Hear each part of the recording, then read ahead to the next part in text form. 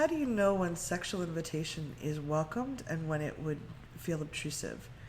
This is Reid from readaboutsex.com. Cathy from TheIntimacyDojo.com. And I think we've all had times, whether we did this or someone else did this, where they were kind of hinting at or asking for sexual connection when it just wasn't like even in the cards.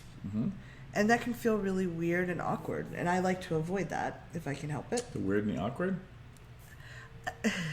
I don't like to ask people for something that is like, they're like, no, like, I like to be in tune. And I've had people ask me for something that's so out of left field that it didn't feel like, it felt very uncomfortable to me. Okay. So I'm curious, how can you tell when you or other people are aligned about something, and in particular around sexual expression? Well, I mean, my experience is that you can't tell. So, and even if you think you can tell, you may be wrong.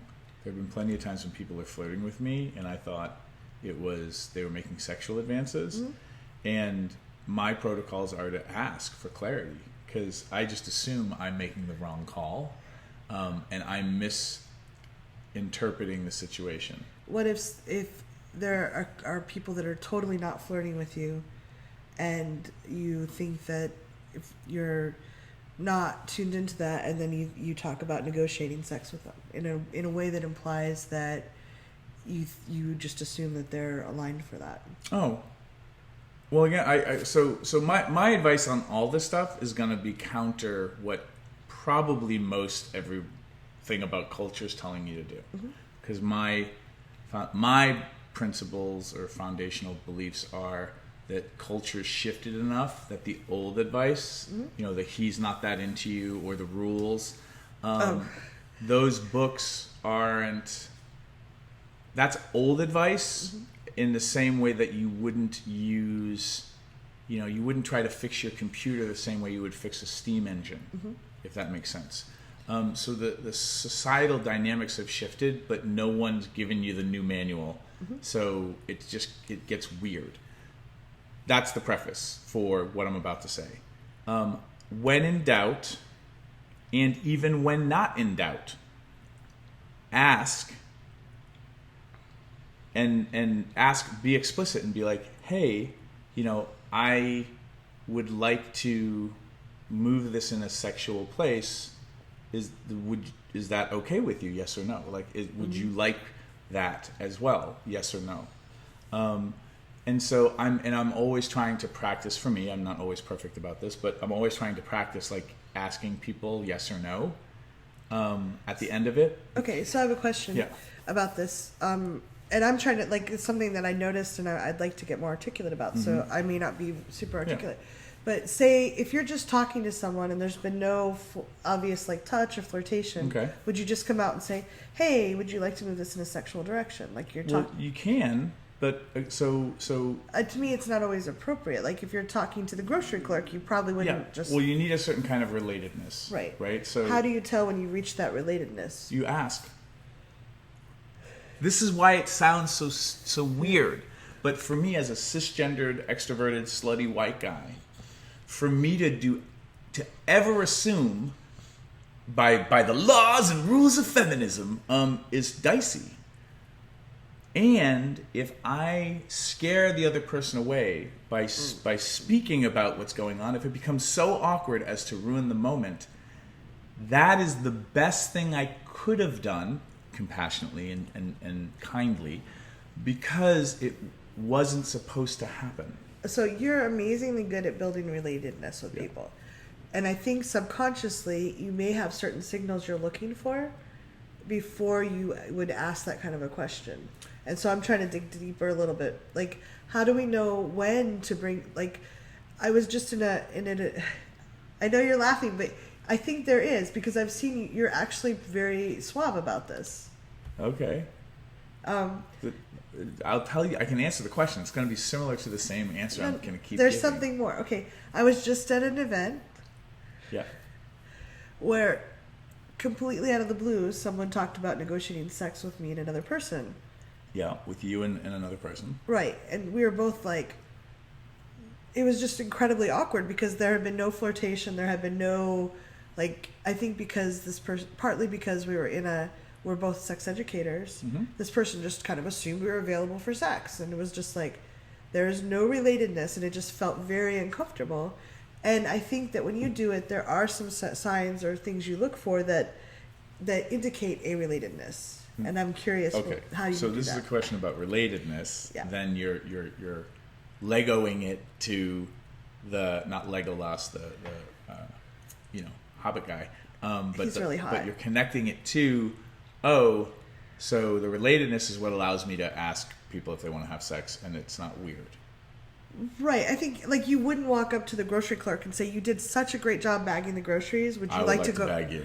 Yeah. Would you like to move this to a sexual arena? Yeah, like, there's not a relatedness there. Yes, and there are ways to create relatedness quickly, and I assume that we're going to shoot a video right after this about that. However, if you were a musician, yes, and somebody came up to you and said, "Hey, would you like to jam?" Would it be awkward to you? Perhaps if like you talk about country western versus classical people, or it might be that I don't have a connection. I don't think you're actually good at music, or I think you're. But would you be offended? I think if there's a presumption that I would jam with them, the way it's approached would be certain. Because I've had lots of people ask me about sex, and I've been a no, but not kind of uncomfortable. But this was like, we should negotiate this. And as a sex educator, if somebody came up to you, "Hey, would you like to talk about sex education?" Would that be awkward, or would you be offended? No. Why? I might not be a yes, but I love talking about it. Okay. So. And I'm willing to talk to people about that wherever they're at. Okay. So for you, around people approaching you for sex, you need something else. We were both uncomfortable, me and my friend. That just because two people were uncomfortable doesn't mean. Okay. Like, you have agreement, great. Now I have another person who's uncomfortable, thus the situation is accurate. I mean, it's... No, it just was... There was no connection and also no interest, and neither of us had given any interest. We were just having a conversation about, like, very generic things, and out of the blue it was just like... And with the assumption that we were both obviously available, and we just had to talk about it before we did it. Where was the assumption that you were obviously available? The way it was expressed. Okay. So... If somebody asked you for, this is great, we're having an argument. If somebody asked you to talk about sex, there's an assumption that you would want to talk about sex? Usually people say, "Would you be interested in talking about this topic for my store?" So this person didn't say, "Would you be interested in having sex, all of us?" No, he was talking about we have to negotiate doing this particular act, and we were like, we never indicated. But that is true. You would have to negotiate if you were going to have it. The way it was said and the energy about it was definitely like that was something we could do, and we just had to do that. Okay. So and I am concerned that I might, like, I try to be very present and tuned into people because I never want to make other people uncomfortable, especially that way. Okay. And I'm trying to dig in because you seem to have a very good instinct for when to bring that up and ask. And not that you always get yeses, but that you're not making people uncomfortable about it. Well, I probably make all kinds of people uncomfortable. I mean, they may be uncomfortable just watching this video. All right, leave a comment below. Are you uncomfortable? So we're going to come back with a second video because this one's getting close to 10 minutes, and we like to keep them shorter. So we're going to come back and talk about ways to know when you've built enough relatedness, which is going to be, for those of you who don't come back for the next video, ask, "Hey, do you feel like we're connected enough right now for me to actually ask you about sexual things?" And I'm wondering about the timing of that. Exactly. There is no timing other than don't... You might be wrong. Other than don't lead with that question immediately. Yes. Or tattletale on yourself and say, "Hey, just so you know, I want to have a conversation with you so that I don't occur to you as a stranger, so that then I can ask you if it's okay for me to flirt or hit on you." Yeah. And again, relatedness happens to be a lot about revealing your agenda, if and when you have one. And then understanding that revealing the truth for most people gets them in a weird place because no one does it Yeah. No, I absolutely agree with that part. So Rinse we'll and be right repeat. back. Next Leave comments below. 10-minute video. Do you like it when we fight? Did you even watch it to the end? Thanks for watching. If you'd like to subscribe to my social media, it's right there. And please subscribe to this channel there.